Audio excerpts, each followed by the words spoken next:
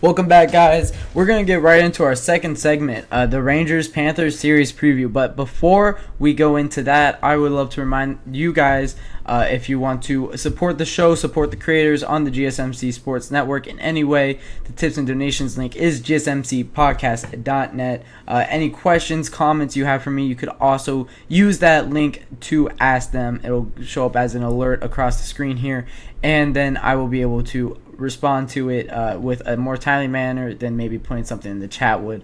But with that being said, we're going to get right into our second segment here, Rangers-Panthers series preview. What is this series going to look like? First off, these teams stack up extremely well against each other. Both teams are very deep forward-wise. When you're talking about the Florida Panthers,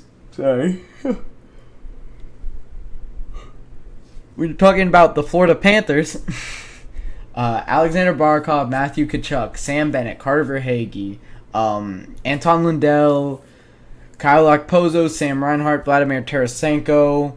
Those are your big forwards. Those are 10 amazing forwards. Then you have Evan Rodriguez, Nick Cousins, Ryan Lomberg, a bunch of guys, Kevin Stenlund. Those are your depth pieces. You have 10 spectacular forwards. You have 4 good, solid depth pieces. What does that look like on the ice? Well, you're able to roll 4 lines very well. You're able to play at a very high tempo on every single line because you are able to rest those guys for a little bit longer because you trust them. When you see top-heavy teams play hockey, you tend to see those players go out on the ice, more frequently. They'll go 1 2 3 1 2 4 1 2 3 1 2 4, or it'll be 1 2 3 1 2 4 1 2 1 2 1 2 3. Cycle that, and they'll double shift these guys or triple shift these guys.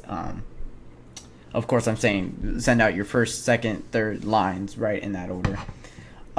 So that's what it could look like when you got those top-heavy teams. But with the Florida Panthers, you're able to go 1 2 3 4 1 2 3 4 very consistently. You have amazing depth pieces around these superstars that allows really Matthew Tkachuk, Alexander Barkov, Carter Verhaeghe, Vladimir Tarasenko, who is 32 years old, to play at a way higher tempo. These Florida Panthers forwards are very scary whenever you're going up against them as a defenseman core. And then beyond, on the backs of that, you still have very talented defensemen. Your top 6 looks a little bit something of Aaron Ekblad, Gustav Forsling, Brandon Montour, Dmitry Kulikov, Oliver Ekman-Larsson, and then it's usually Niko Mikkola, or you can lean towards Uvis Balinskis. All of these defensemen are utilized in a very similar way as you have your top pair, Ekblad Forsling, and then your second pair is usually OEL and Dmitry Kulikov, and then Brandon Montour and Niko Mikkola are your third pairing defensemen. And what that allows you to do is those guys are really talented on their own rights. First off, your middle 2 defensemen, Oliver Ekman-Larsson, Dmitry Kulikov, those are veterans. Those are amazing defensemen who have been around this league for a very long time. That allows you to be a lot more confident not having Aaron Ekblad and Gustav Forsling out there for so long.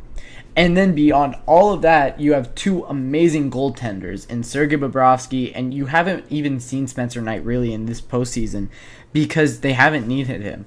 Sergei Bobrovsky has stepped up in a way that we really haven't seen out of him when it comes to the postseason. It's always been, it's a tale as old as time when it goes to Sergei Bobrovsky. He's not able to really do it in the postseason, but but it's been very impressive for him. So they're getting amazing goaltending out of him. The Florida Panthers are probably the second best team in the NHL on paper. I'd still say the New York Rangers are the best team on paper, but this Florida Panthers team is still a very scary team. It's going to be interesting to see what they look like after the end of going into next year, it'll be interesting to see what they look like. But when it comes to the New York Rangers, they have by far the most talented top six, and then their third and fourth line guys are still amazing. What their team looks like is usually Artemi Panarin, Mika Zibanejad, Chris Kreider. Artemi Panarin, Mika Zibanejad, and Vincent Trocheck. That's usually your first line. Then you have Chris Kreider, Barclay Goodrow, and it's been that second line right wing has been a little bit in the air. I've seen Jack Roslovich play on the second line right wing. I've seen Philip Hiddle play on the second line right wing. And then even Alexis Lafreniere has gotten that time. But, that being said, plug any of those guys. Two of the three of them are going to be on your third line. So take two of those three. And then your center on that third line is usually Adam Edstrom. I believe he's been playing center. Alex Lundberg has been playing center on that third line. And Capo Caco has been one of the other wingers. And then your fourth line has been, Matt Rempe, who has played very well in the postseason. You've got Will Kyle. Kyle. That's a very hard name to pronounce. It's spelled Cuylle. So Will Kyle, that's how you pronounce it. He's been very good on the fourth line. And then your other fourth line forward has probably been Jimmy Vesey has seen some time there. You have Johnny Brodzinski, who has seen some time there. So those four lines are amazing for the New York Rangers. And they don't even have Blake Wheeler, who has been out for a very long time, who is out for the remainder of this postseason. That forward group is the only one that could really match up with the Florida Panthers, and I think that they match up very well. You have absolute superstars going back through this first line. It's Artemi Panarin, Mika Zibanejad, and Vincent Trocheck. That has been probably the best line in hockey for the last few years, honestly. And then your second line, once again, has been absolutely amazing. Chris Kreider, who just had a natural hat trick in Game 6 against the Carolina Hurricanes. Philip Hiddle, who has been very good this postseason. Barclay Goodrow, who has been very good this postseason. And then you have a former first overall pick in Alexis Lafreniere, who is being used on the third line sometimes on the second line. You have former first-round centers on this team in Jack Roslovich and Alexander Wenberg. Capo Caco, former third overall pick. Jimmy Vesey, who has been a very serviceable player.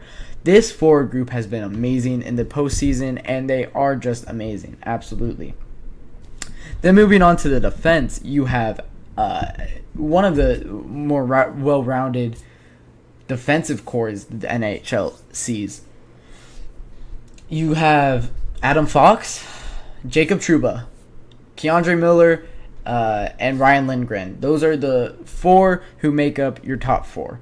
And then your third line defensive pair has been Zach Jones and Eric Gustafsson. Usually you have Braden Schneider playing a little bit in this postseason. And then, of course, you have Igor Shesterkin as your goaltender, who is the best goaltender in the NHL, I would say hands down. So this team on paper, in my opinion, is absolutely the best team in the NHL. He is. They are spectacular from top to bottom, from first line all the way down to third defensive pair. It is absolutely one of the best in the NHL.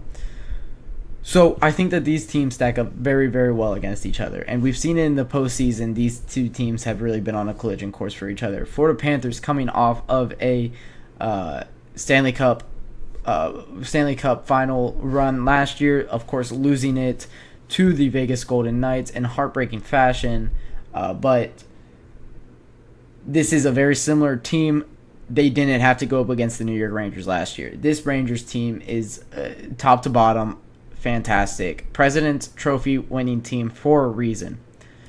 With that being said, of course, my prediction is, as I've given you guys hints throughout this postseason, I do have the New York Rangers winning the Stanley Cup, which means that they do have to beat this Florida Panthers team. I have them beating this Florida Panthers team in 6. The betting odds, I'm looking at DraftKings Sportsbooks for my betting odds. you have the Florida Panthers at minus 150 to win this series. So I'm going against Vegas in saying I have the New York Rangers winning this one, but I think that it is still the right pick. I think the New York Rangers, I wouldn't say are outclassed in this one, but I do believe the Florida Panthers are just the better side, are the better team. Or sorry, the New York Rangers are the better side, are the better team, not the Florida Panthers.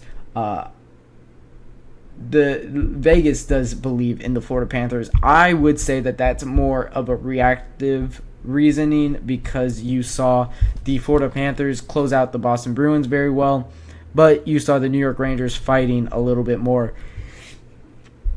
against the Carolina Hurricanes. Of course, both games go to 6, however, or both series go to 6 games. However, the New York Rangers go up 3-0, drop 2 straight. And the Florida Panthers never were really in doubt in that series.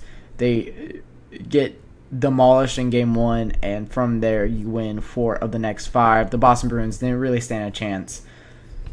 So that's why I believe the line is set where it is set, but I would still absolutely say the New York Rangers are my favorites in this one. I have them winning it in 6.